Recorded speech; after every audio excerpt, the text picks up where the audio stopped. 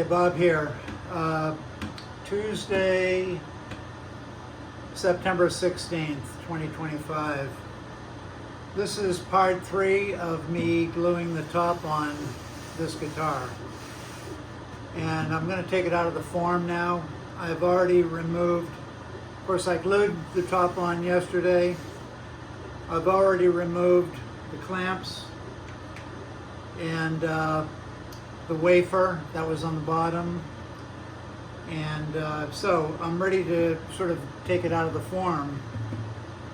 Like I said, it's always a special day when you close up a guitar. At that point, in my estimation, your guitar is born the day that you glue the top and the back together on the sides. The other thing is I build in the Spanish way, using cutting the slots in the neck, and at an early stage I glue the sides into the neck, and that's the way I like to do it, because when I do close up the box, then essentially I have a guitar. I don't have to put the neck on at a later time. I also am not a factory, and I take a long time to make a guitar because my interests are diverse, and I'm not just a guitar maker. I do a lot of other things with my life and my time. So I'm never worried about mass production. And I started doing it with the Spanish heel, as they say, cutting the slots in the neck and joining the sides. I like the immediacy of, once I put the sides in and put the till block in, essentially I have the shell, it's already attached to the neck. And then I put the back on and put the top on, and I have a guitar. So I don't have to add the neck later. And that's one of the reasons I do it the Spanish way. I'm not opposed to doing it the other way, building the box separate and building the neck separate, and then joining them at a later stage, either with a dovetail joint, a mortise and tenon joint, or a bolt-on neck. I'm not opposed to those methods, but I adopted the Spanish method. I learned from Manuel Velasquez, and that's the way he did it, and that's the way I did it, learning from him. So the good thing about doing the Spanish neck is once you glue the top and back on, you essentially have a guitar. The only thing that it's really missing is the bindings and purflings, which is decorative, and then the bottom graft, which is also decorative, and then the fingerboard and the bridge, and voila, you have a guitar. So we're looking at a brand new Desmond guitar here, and I'm very excited to share it with you.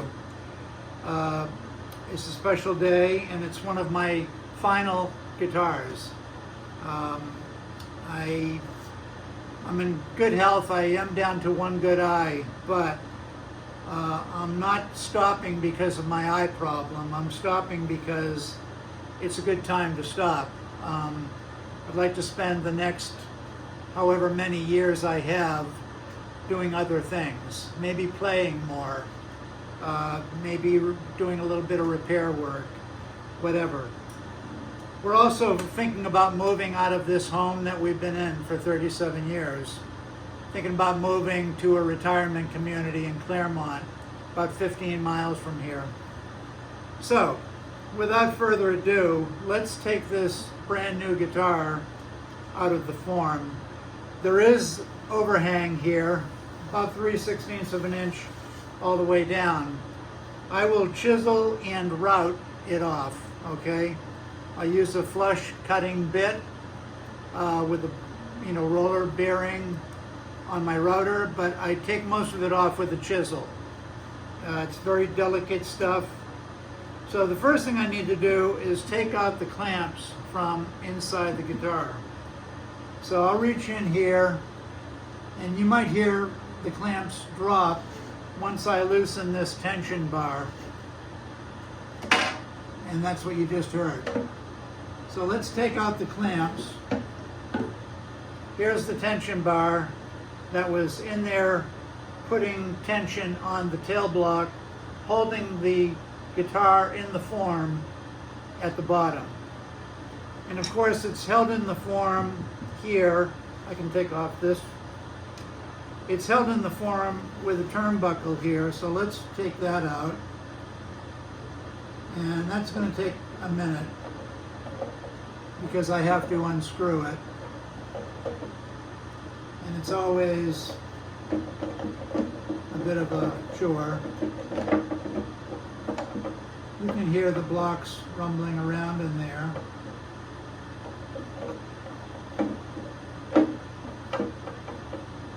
So I'm turning the turnbuckle right now, loosening up the blocks.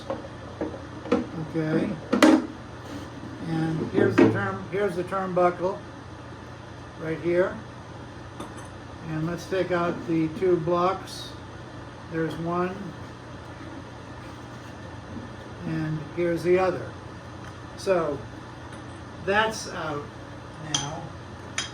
There are some more goodies in there, like the wedges. And I'm going to tilt the guitar this way, reach in and grab what I can. Here is a spacer, and I have two edges which I work against each other to tighten up the tension bar. So here are the two wedges, and I like to keep the tension bar wherever I put it here. I always keep those together. I'll put a rubber band around that. Now I do have one more thing in there, and that is that little piece of paper that I put in there. Just want to see where it is. There it is. Okay.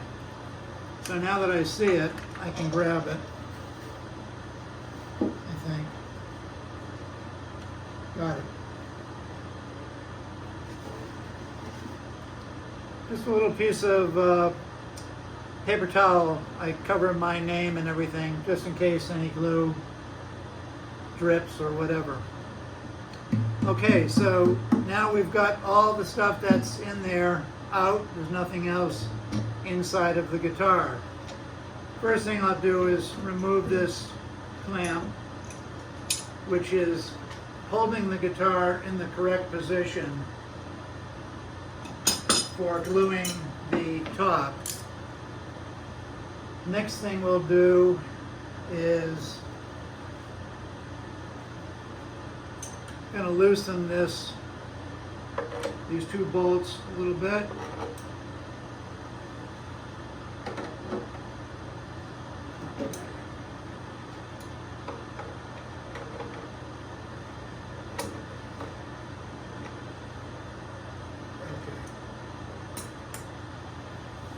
All right, I'm going to flip the guitar over, and I'm going to take the legs off the bottom. These guys.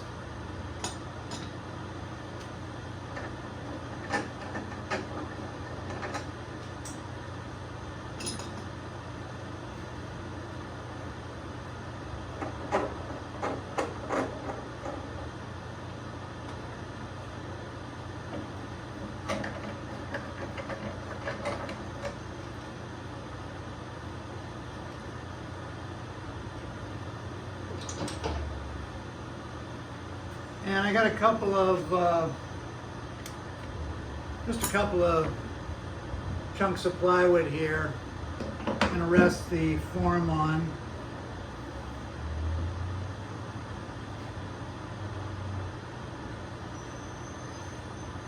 These are two pieces, each one is two pieces of 3/4 inch plywood, scrap. And I'm going to loosen these by hand with a glove on, because sometimes there'll be a little piece of sharp metal from the thread or something, and it'll go into your finger, and that's never fun. So I'm going to take both of these bolts off, and we're going to open up the form.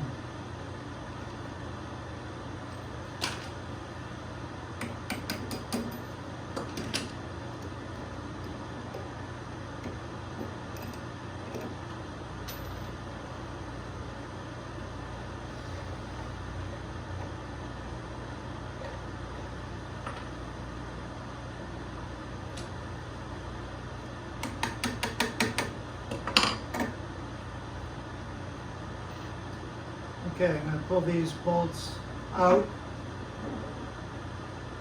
just enough to open up the, I'm going to put some pressure here while I undo this form.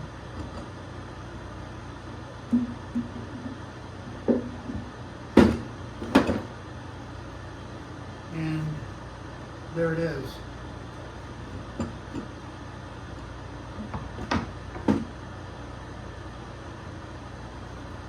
Brand new Desmond guitar. Now the top needs to be routed. One of the things I like to do when I get a new guitar is listen to the tap tone and also the pitch. This is high. It's not G. Probably A, or could even be B flat or something. Got to remember, this is a thicker top, and it's a heavier guitar. It's got quite a thick back, and the sides are normal. The sides are just over 2 millimeters, maybe 2 to 2.1. But anyway, I've been waiting a long time for this guitar, and I'd like to share this with you all, and I'm excited about it. Got a new Desmond guitar here, and as it transforms further, I'll keep getting a little bit closer and closer and closer to its final result. So, happy day, happy Bob. And thanks for following the series of gluing on the top and the back. Now, today, I'm going to let this rest today. I glued it yesterday at 3:30. I finished gluing it. I'm going to hang it up and just let it rest. I'll probably admire it a little bit throughout the day. But what I'm going to do today is I'm going to work on the other guitar, the spruce one, which is also Brazilian rosewood, with a sound port, and I'm going to prepare that guitar to have the back glued on, and with any luck I'll get the back glued on today. So I'm excited about that and getting both of these together. My wife is in San Francisco for a week visiting my son, our son, and visiting our grandson. Our daughter-in-law is in Poland on a business trip. So she's in San Francisco having a good time, and I'm here having a good time. Finally getting these guitars closed up. These have been these have been in the works for a long time. I had a lot of other things going on, health issues, lots of travel last year. We did a lot of traveling, and dealing with some health things this year. These are way, way behind, but there's no rush. They're here now, and I'll take you through the rest of it as the steps continue to unfold. So, happy Tuesday. Bob Desmond signing out. The 14th of September 2025. Brand new cedar top, cedar neck, Spanish cedar neck on this one. Brazilian rosewood back and sides. Brazilian rosewood head veneer with some special marquetry I made up. And Hauser bracing and Hauser type soundboard. Hauser 2. Bob signing out. Hope you all have a great day. And thanks for coming along for the ride on this one.